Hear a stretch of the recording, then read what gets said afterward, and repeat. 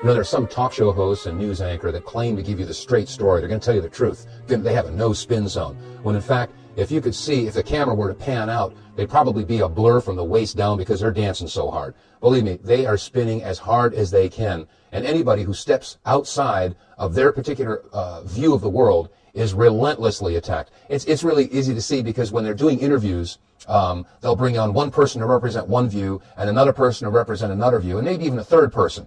And it's almost like a Jerry Springer school of interviewing, because they'll set one off, they'll set the other off. Next thing you know, you got three people all screaming at the same time, and the interviewer does nothing to stop it. And that's, in their view, fair and balanced reporting.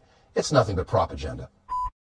And, you know, when you start looking for alternative sources of information, of course, people go to public broadcasting or NPR or stuff like that, and they totally forget, you know, the introduction of these television programs, these TV networks, or these radio broadcasts usually start with an announcement by the underwriter. The following program is brought to you by a grant from Union Carbide.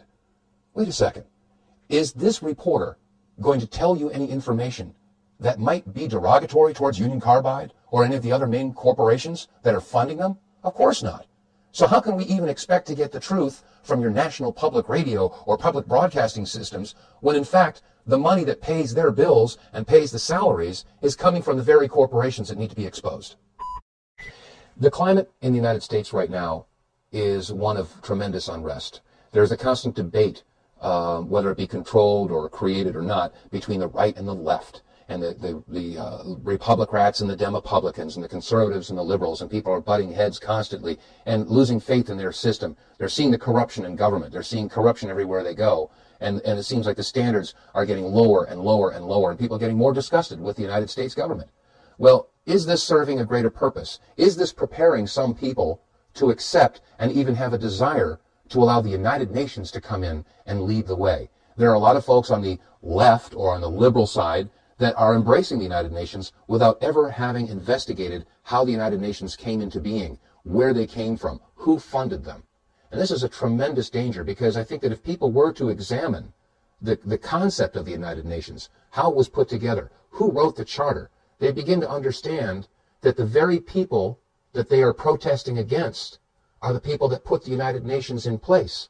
So if we allow our Constitution and our government to go by the wayside and say, oh, well, it didn't work, and the great republic that the United States used to be fell flat on its face and it's destroyed itself, we're going to have to go to the United Nations.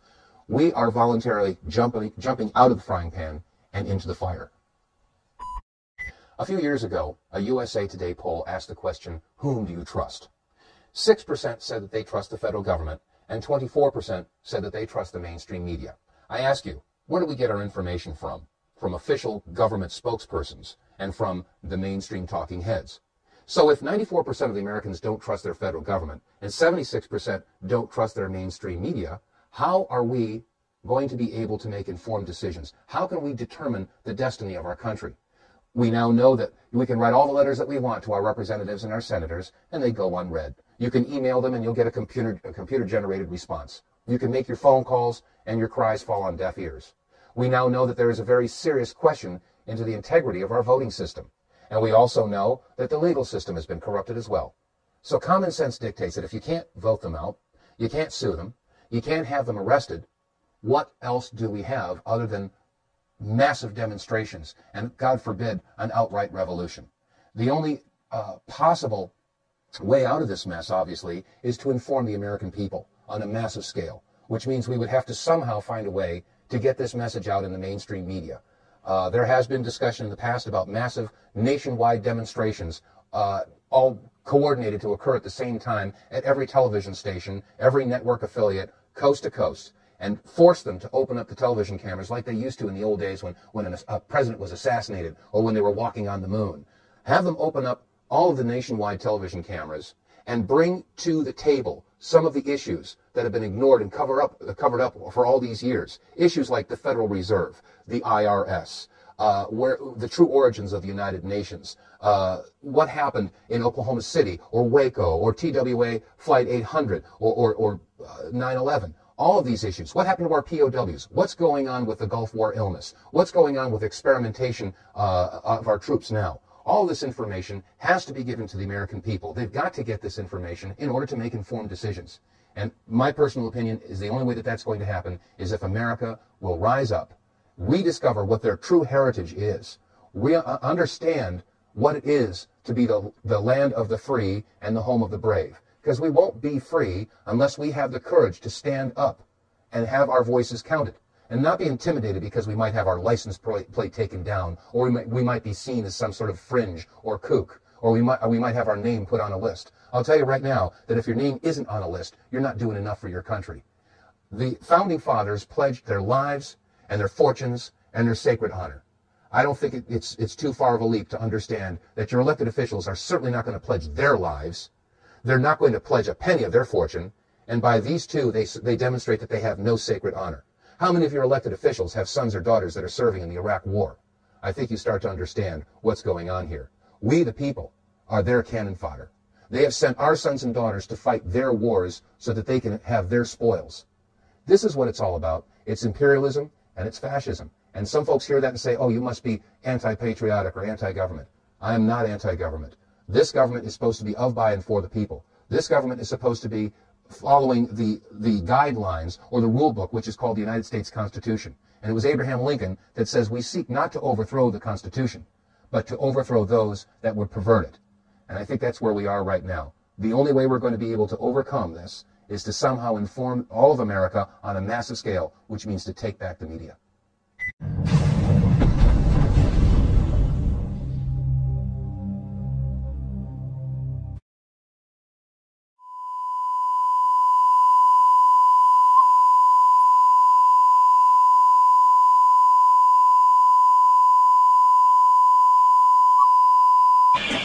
CD, if you need to take cover, I notice that you've got your gas mask in your hands. If you need to put it on, please do so. If you need to take cover, please do so.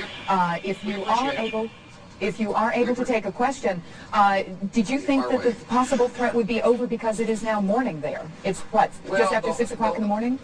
Yeah, the whole thing is everyone assumed that the threat would be over because it was early morning. But the thing about Saddam Hussein is that he has never done the expected, and right now we have, once again been surprised with the unexpected, an air raid, an apparent attack, although we can't say what the outgoing missiles hit, at approximately 20 after 7 in the morning Saudi Arabian time. All the other attacks have occurred from 10 o'clock at night till 4 in the morning. This is the first one to take place in eastern Saudi Arabia during the daylight hours. Now, that sound you hear behind me is the hotel. Richard Pickers. It's not the national by afternoon. So people are looking up in the sky, scanning the skies to see what they can see. Do we see much of anything out there? Can we see much of anything? Yeah, well, apparently there was some word of outgoing. Again, we cannot be specific about the direction. All right, we are now led to understand that there are also firings in another city in Saudi Arabia. CNN's Carl Rochelle is here with me. He just came up. Carl, I know we can't be very specific given these restrictions, but within those parameters, what did you see? Well, what I saw, I didn't see anything hit. I looked almost straight above us. There's a vapor trail coming from my right to my left, and there's a cloud of something. It looks like it might have been an explosion, a cloud. The lights say east.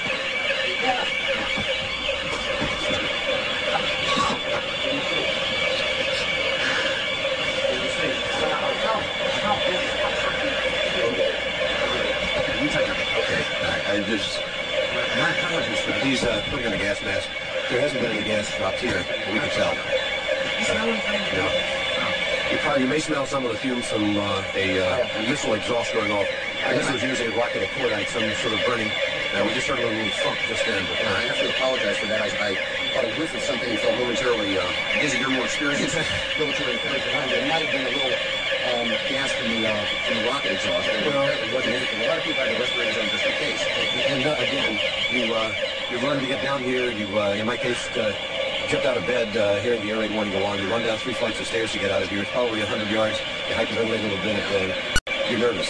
One thing we have to point out, just so people won't think people are panicking. Most people are in their shelters. They've taken cover in their shelters. And at the time we've been in Saudi Arabia, I've not seen any evidence of panic in the streets or people running around. People are not exactly taking this to that. Of course,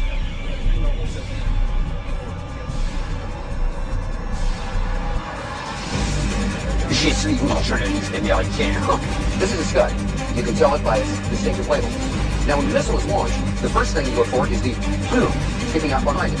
Now, when you detect this, you can tell it's been launched. Thank you. Listen.